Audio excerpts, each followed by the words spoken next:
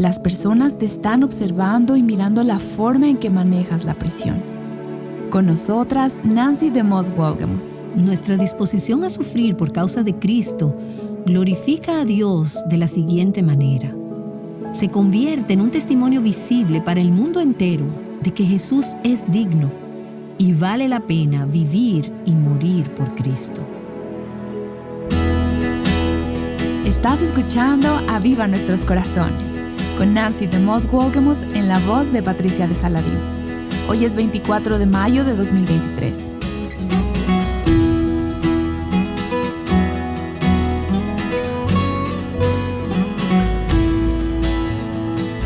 Piensa en un personaje de la historia que admiras. Es probable que esa persona haya pasado por algunas pruebas muy difíciles. La manera en que manejó la presión es quizá una de las razones por las que lo admiras. Cuando otras personas ven tu vida, ¿qué es lo que ellos notan en la forma en cómo manejas la presión?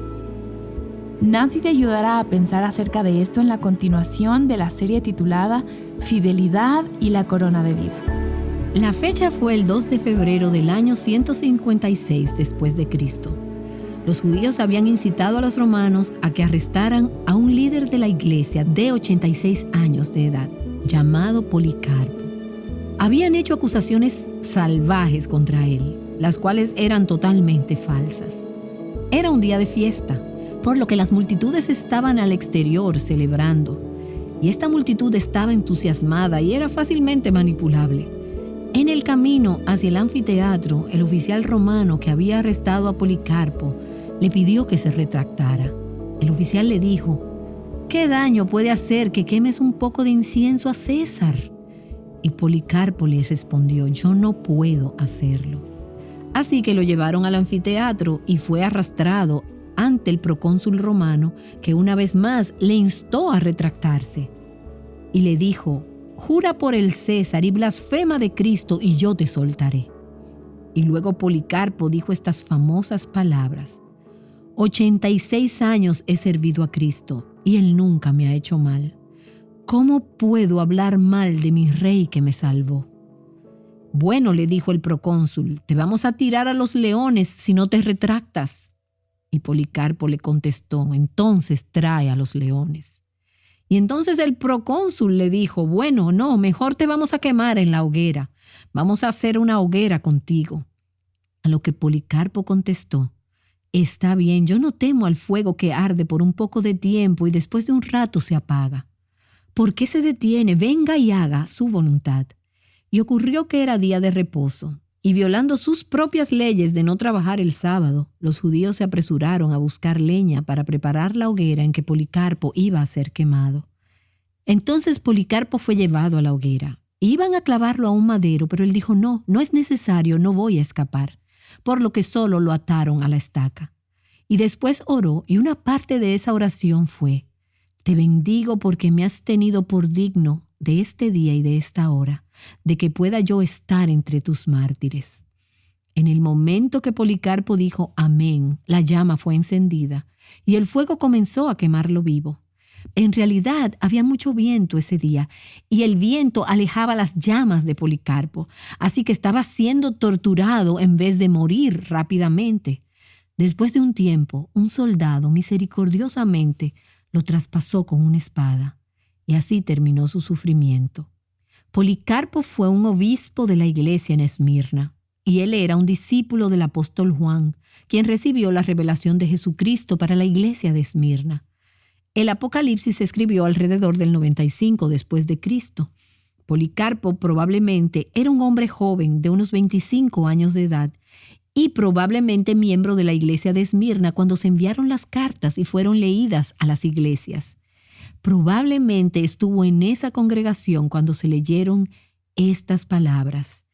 Y escribe al ángel de la iglesia en Esmirna, el primero y el último, el que estuvo muerto y vivió, dice esto: yo conozco tus obras y tu tribulación y tu pobreza, pero tú eres rico, y la blasfemia de los que se dicen ser judíos y no lo son, sino sinagoga de Satanás.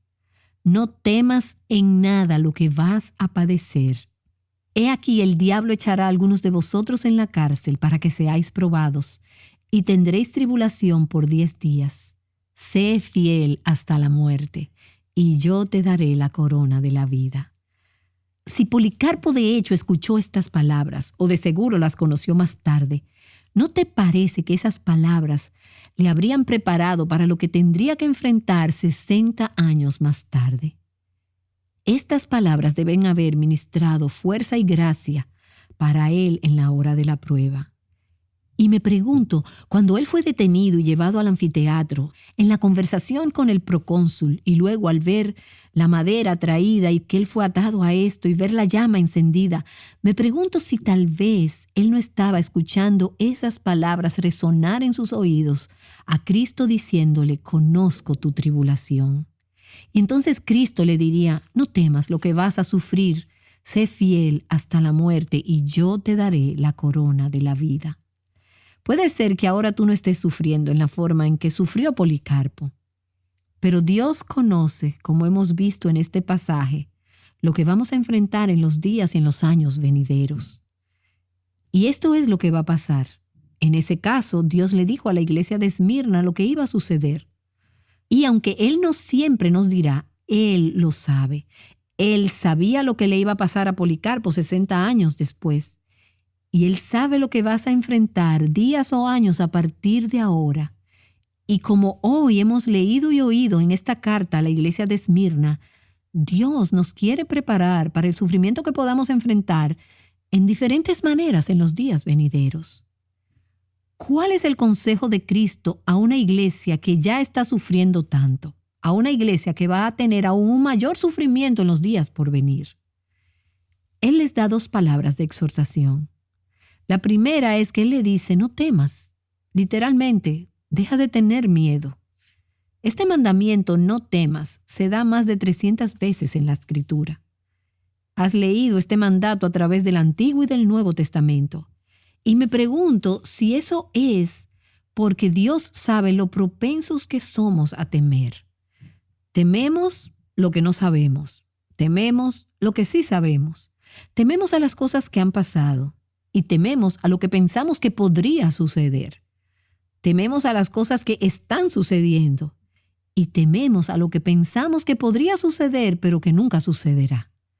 Somos tan propensas al miedo, y la palabra de Dios dice, deja de temer. Y la palabra miedo es la palabra de donde proviene nuestra palabra fobia. No seas una persona fóbica. No tengas miedo, no seas temerosa. Miedo es una palabra que significa alzar el vuelo.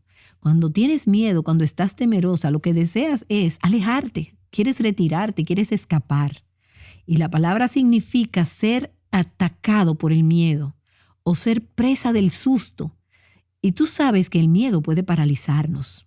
Tú puedes correr o puede hacer que te quedes paralizada, quieta, ahí mismo donde estás.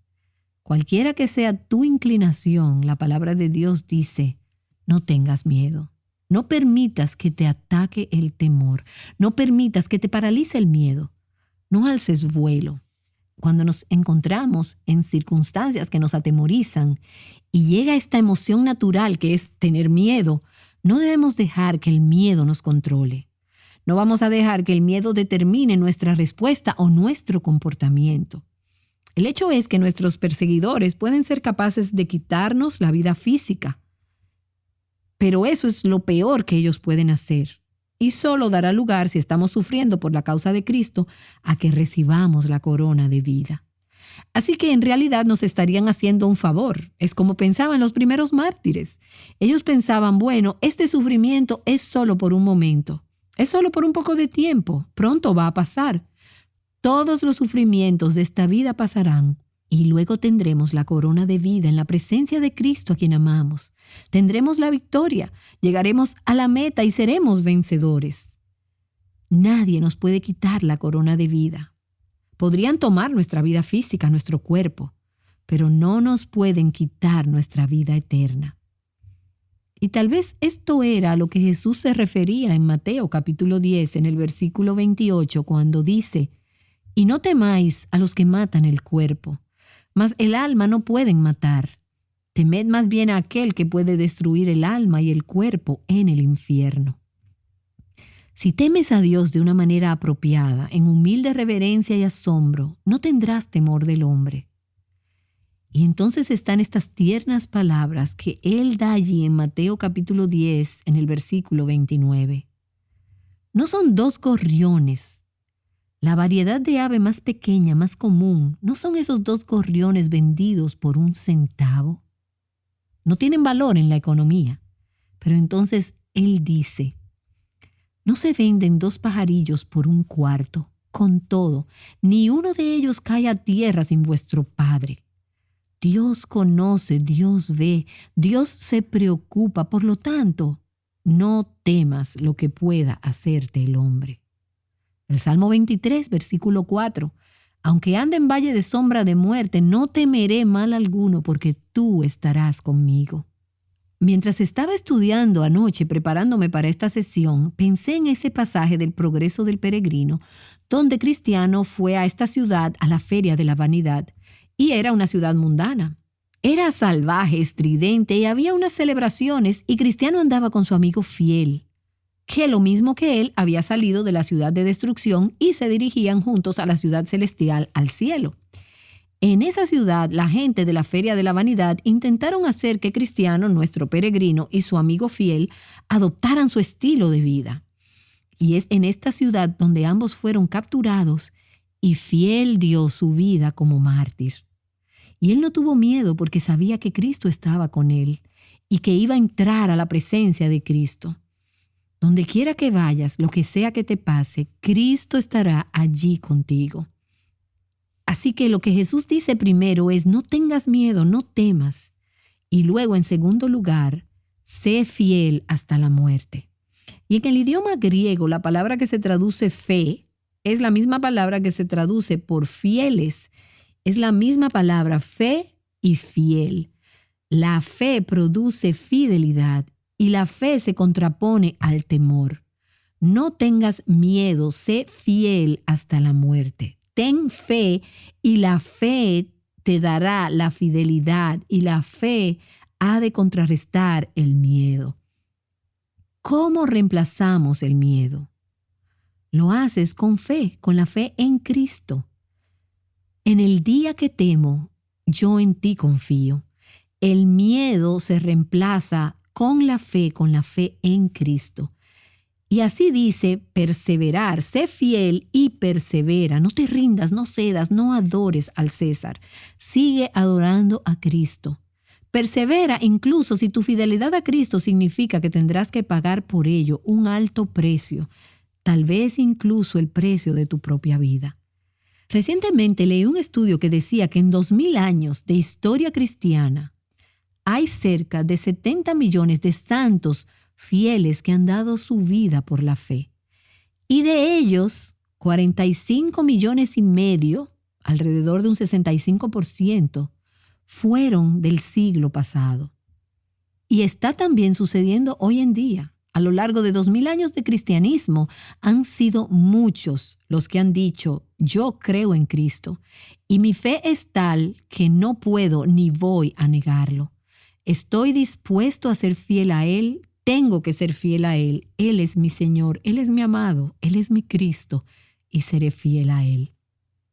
Estos mártires pagaron por esa fe con sus vidas. Y estaba hablando de todo este tema de la persecución mundial de la iglesia recientemente con una peluquera quien es creyente. Y estábamos discutiendo sobre el tema y ella dijo: wow, estoy muy impresionada por los que sufren, que han dado sus vidas. Y me dijo: a veces me pregunto si yo sería fiel bajo tal persecución. ¿Cómo puedes saber si serías fiel si tu fe se pone a prueba, como lo han sido tantos? Y cuando hablábamos de ello, realmente nuestra respuesta fue que no lo sabrás hasta entonces, pero puedes saber si estás siendo fiel ahora.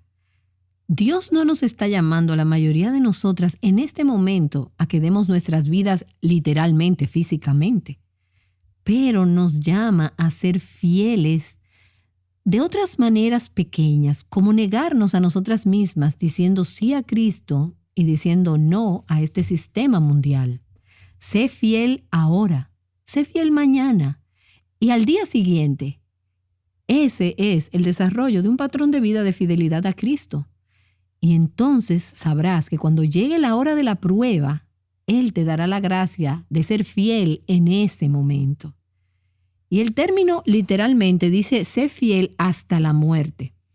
A través del proceso de sufrimiento, tu fe es probada, crece y experimentas más de su gracia y cada vez te haces más fiel.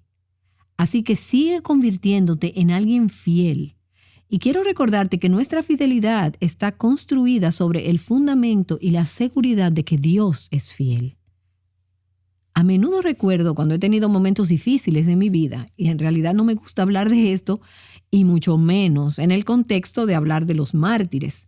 Pero hay días y hay momentos de la vida cuando es difícil decirle que sí a Cristo y es más fácil decirle que sí a la carne.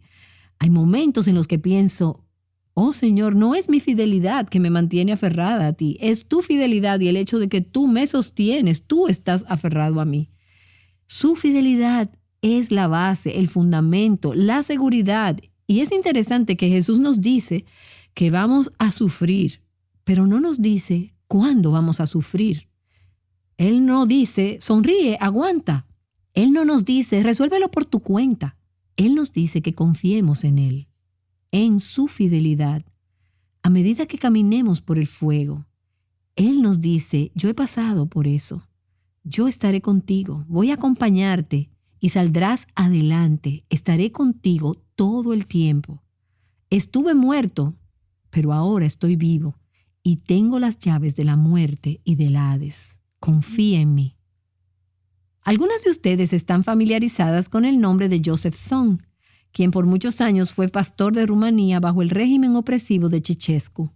Este régimen cayó en 1989, pero durante los años 70 y 80, Dios estaba actuando de manera grandiosa en Rumanía y en el avivamiento de las iglesias. Muchos creyentes allí pagaron con la muerte por su fe en Cristo. Joseph fue torturado por su fe, fue encarcelado, interrogado, y recordé una historia que quise verificar para esta sesión. Así que le pedí a alguien en la oficina que le enviara un correo electrónico y le preguntara si podía confirmar si toda la información era correcta acerca de esto. Y en lugar de contarles la historia a mi manera, quiero compartir su correo electrónico, su respuesta, porque fue tan hermoso que quiero aprovechar el resto de nuestro tiempo juntas y leérselo a ustedes, porque encaja tan bien con este pasaje que hemos estado leyendo de la carta a la iglesia de Esmirna. Joseph Song, por cierto, fue exiliado de Rumanía desde hace tiempo y hoy vive en los Estados Unidos, pero continúa en el ministerio trabajando para su país. Y él dijo, el Señor me bendijo al crecer en un hogar de cristianos muy devotos. Ellos fueron los primeros bautistas en nuestra comunidad y fueron grandemente perseguidos. No es de extrañar que en nuestro dormitorio, el lugar más importante de la casa, tenían esta escritura maravillosamente grabada en una placa de vidrio: sé fiel hasta la muerte y yo te daré la corona de la vida. Como nuestro dormitorio era al mismo tiempo nuestra sala, puedo decir que me crié debajo de esa escritura. Mientras crecía, un día quise leer esa escritura por mí mismo, así que abrí la Biblia en Apocalipsis capítulo 2, versículo 10. Y me sorprendió leer que iban a ser encarcelados solo por 10 días. Eso no era un gran problema. ¿Por qué entonces el consejo de ser fieles hasta la muerte? Y no fue hasta años más tarde, cuando estudiaba todo el tema sobre el martirio, que llegué a ver lo que había detrás de esa declaración.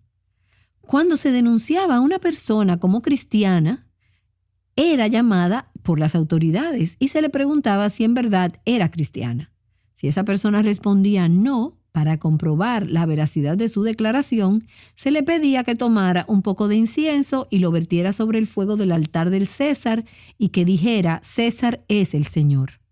Si la persona hacía esto, se le daba un certificado de que adoraba al César y entonces era puesta en libertad. Si la persona decía: no puedo decir que César es el Señor porque solo Jesucristo es el Señor, era llevada inmediatamente a la sala de torturas y allí se torturaba cruelmente todo el día hasta obligarla a confesar que el César era el Señor. Si resistía toda la tortura, entonces era condenada a morir en la arena. Era llevada a la prisión por 10 días hasta que las heridas más visibles de la tortura se sanaban. Y luego, después de esos 10 a 14 días, entonces era llevada a la arena para ser martirizada allí hasta la muerte. Entonces entendí que ser arrojado en la cárcel por 10 días significaba un martirio seguro hasta la muerte. Por lo tanto, ser fiel hasta la muerte fue muy significativo, de hecho.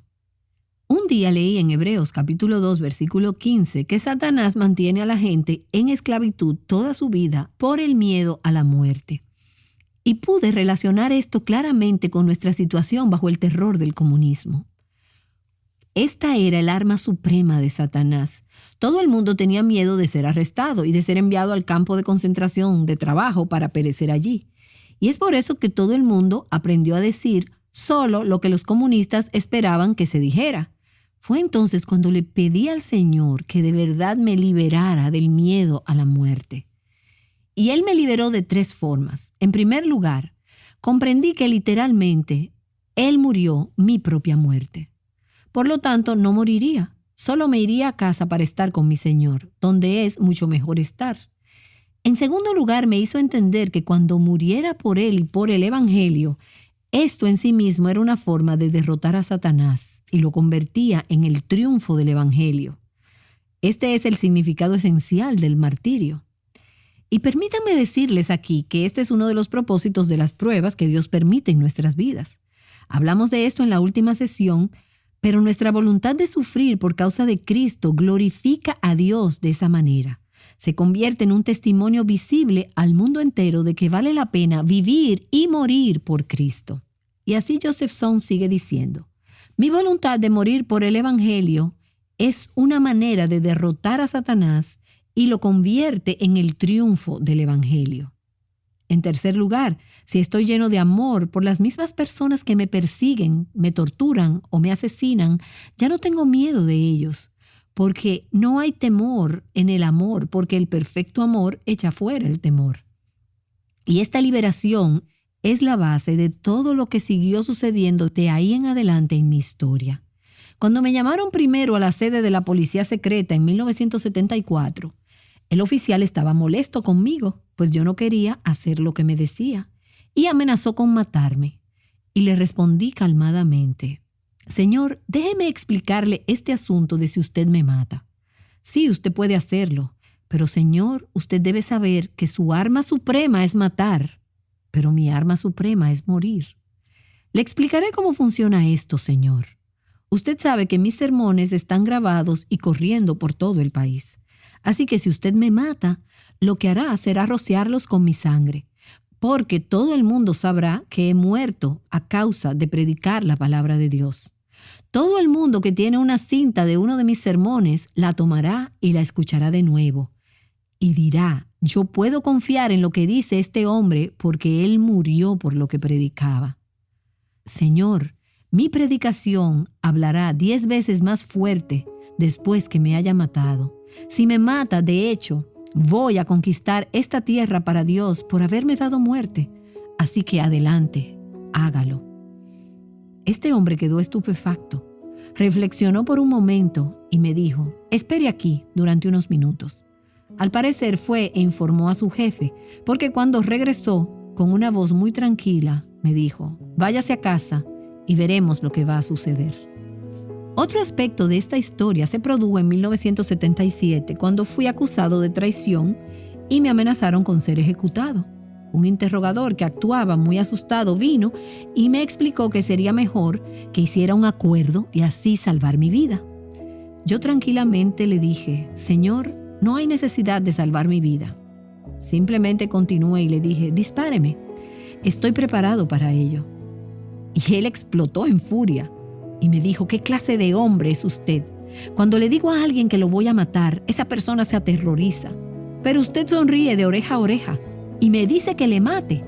Usted no es normal. En su correo electrónico, el comentario de Joseph de esta conversación fue: sí, yo no soy normal, porque yo fui liberado del temor a morir. Y me he dado cuenta que no pueden hacerle nada a un hombre que no tiene miedo de morir. Amigas, ustedes ven, el arma suprema del enemigo es matar, pero nuestra arma suprema contra el enemigo es morir. Para algunos, esto puede significar entregar su propia vida físicamente. Pero en realidad significa negarse a uno mismo, decir no a la carne, tomar su cruz y seguir a Jesucristo. No temas por lo que estás por sufrir. Jesús le dice esto a esta iglesia sufriente y a cada creyente que sufre. En cambio, sé fiel hasta la muerte. Persevera y yo te daré la corona de vida. ¿Es posible evitar el sufrimiento si eres una hija de Dios? Nancy abordará este tema mañana. Ahora ella nos guiará en oración para concluir el episodio de hoy. Señor, cuando escuchamos esta historia de nuestro hermano Joseph Son y leemos acerca de nuestros hermanos y hermanas en Esmirna, recuerdo ese pasaje de Hebreos capítulo 11 que dice: y otros fueron torturados, no aceptando su liberación, a fin de obtener una mejor resurrección. Otros experimentaron vituperios y azotes, y hasta cadenas y prisiones. Fueron apedreados, aserrados, tentados, muertos a espada. Anduvieron de aquí para allá cubiertos con pieles de ovejas y de cabras, destituidos, afligidos, maltratados, de los cuales el mundo no era digno, errantes por desiertos y montañas, por cuevas y cavernas de la tierra.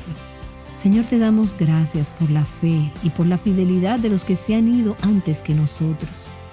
Hoy en día hay muchos de nuestros hermanos y hermanas en el mundo que están experimentando estas cosas como las que acabamos de leer. Te oramos por ellos. Oramos por tu gracia, tu provisión, tu protección, tu paz, la seguridad de que los sostendrás y les mantendrás fieles.